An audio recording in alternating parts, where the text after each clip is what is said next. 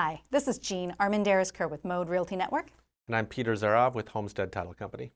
So Peter, when we get towards the end of a transaction and we're looking for closing services and title work, who gets to choose which title company is used? And what happens if the buyer and the seller want separate companies?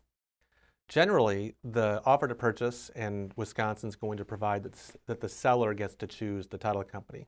But what that's saying is the seller gets to choose the title company that's going to insure the buyer, that's going to provide title insurance to the buyer.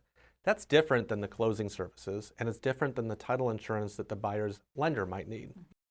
In our market, which is in the Dane County and surrounding areas in south central Wisconsin, generally, if the seller chooses a title company, they handle everything. The buyer's side, the seller's side, meaning the closing, the title insurance, and the lender's title insurance. But in other parts of the state and the country, you can have what's called a split closing.